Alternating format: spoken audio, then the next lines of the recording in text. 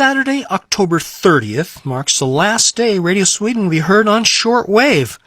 From then on, we'll be available nationally within Sweden on FM, and listeners abroad will only be able to hear us over the internet, as well as some satellite relays.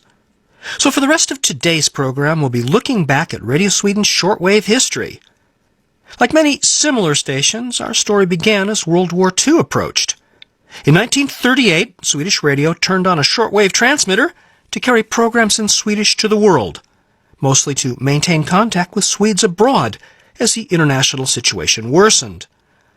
The following year, programs were added in German and English. Hello, hello. This is Stockholm, Sweden. Good evening, everybody. Every Wednesday and Saturday night, we are going to arrange a special shortwave program as an experiment, primarily for Swedes in foreign countries. Certain parts of the ordinary program shall be composed into an 1-hour transmission. The time for this broadcast is 2 o'clock Swedish time, that is 1 o'clock Greenwich Mean Time, the nights between Wednesday and Thursday and Saturday and Sunday.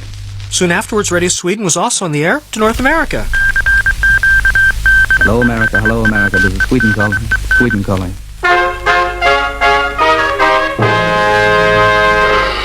Sweden calls America. This week, Sweden calls all housewives. In a previous program in this series, we brought you the voice of Mr. Uris, Sweden's Minister of Supplies, who told you something about Sweden's supplies and the extent of rationing. And so today we thought you might be interested in having a practical demonstration of what the average Swedish housewife can buy in the way of foodstuff. That story was about the effects of wartime rationing on households here. And over the years, we've tried to cover Sweden for people out in the world. We talked to Dag Hammarskjöld when he was appointed Secretary General of the United Nations in 1953. Mr. Hammarskjöld, was this appointment as General Secretary of the United Nations a surprise to you? Yes, indeed. It was a complete surprise. I hadn't heard anything about it for Tuesday night. In 1969, Prime Minister Olof Palme explained Swedish neutrality for our listeners. Neutrality doesn't condemn us to be silent. It rather puts an obligation on us to defend the rights of small nations to live. And therefore, when we have said something in international questions, it is very often just concerned the rights of small nations. Therefore, we protested very strongly against the invasion of the Soviet Union in Czechoslovakia. And therefore, we have protested now recently against the American invasion in Cambodia. There were tragedies, like Palme's murder in 1986. Sveriges statsminister Olof Palme är död. Han sköts ikväll i centrala Stockholm.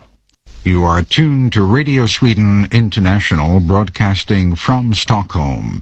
Our regular program schedule for broadcast on this frequency at this time is not coming to you because of the assassination Friday night in Stockholm of the Swedish Prime Minister Olof Palme.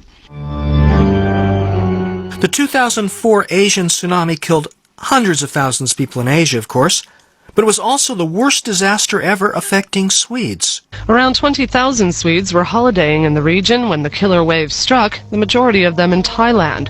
More than 1,500 Swedes were injured, and today, 543 are listed as dead or missing. It's a picture of lots of devastation, lots of people are killed, and lots of uncertainty. The island is destroyed. It was hit by 2 waves, first on one side. When the water got away from the shore, revealing the reef. But there's been good news over the years as well, like our annual coverage of the Nobel Prizes.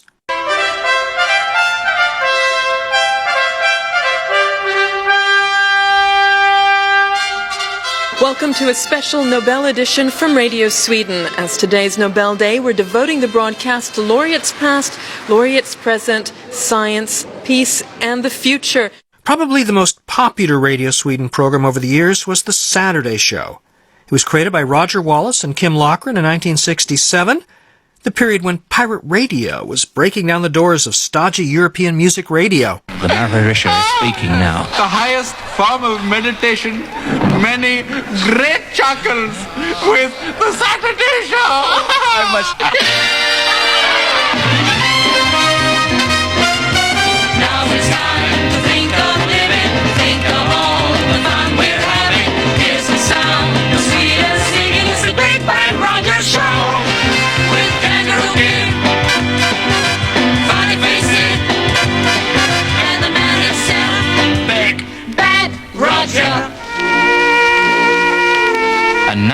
going over to the Army Mess to meet Major General Funny-Face Sidney Colson, who has some tips for tourists, military tourists, that is. Well, you chaps, here are a few basic tips when visiting a country like Sweden. Taking advantage of what was then a very strong medium wave transmitter that easily reached Britain, the full program ran for 90 minutes a week, filled with the latest from a very vital Swedish rock and pop scene, and some sometimes very controversial political sketches. Some people hate Radio Sweden so intensely that they never miss a single program. Yeah! Our other most famous program, if I may say so, was Sweden Calling DX'ers, which launched in 1948 as a guide for DX'ers, hobbyists who listen to shortwave radio.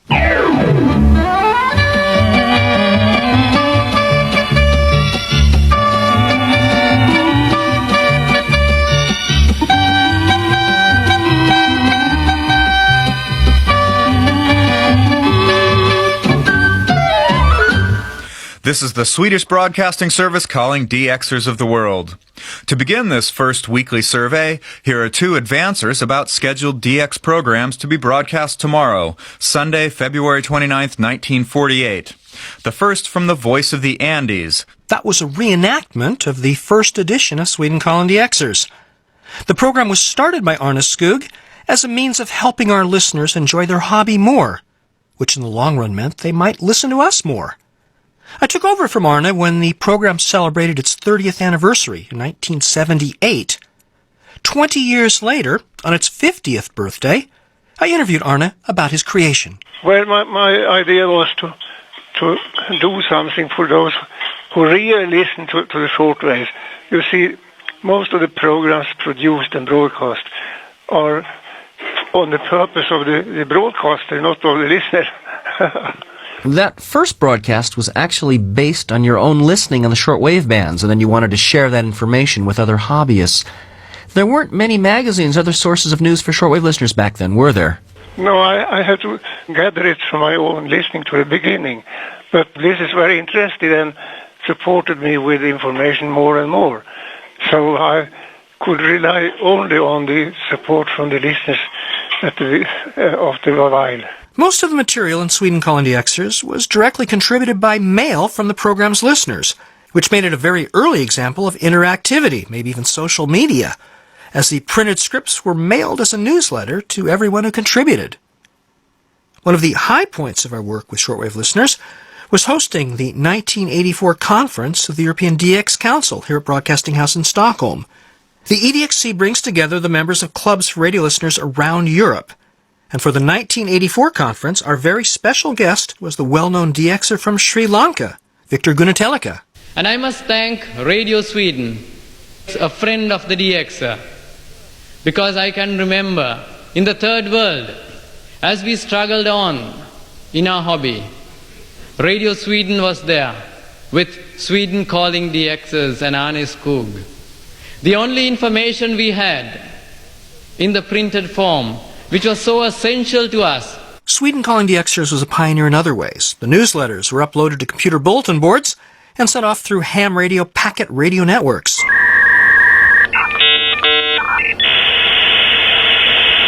And in September 1994, it became the first radio program from Sweden, and the first in English from Europe, to be available as an audio file on the internet. In fact, in the very program where we announced this, we also predicted that one day it would be possible to listen to radio programs live over the internet. Welcome to Radio Sweden's live election night coverage, and hello again to those of you listening to us over the internet at radiosweden.org. And now, 16 years later, you can hear this program on a smartphone anywhere in the world. And that's why we're pulling the plug on the shortwave transmitters. They do use up an enormous amount of electricity. But it's been a good 72 years, and we hope we've made a difference.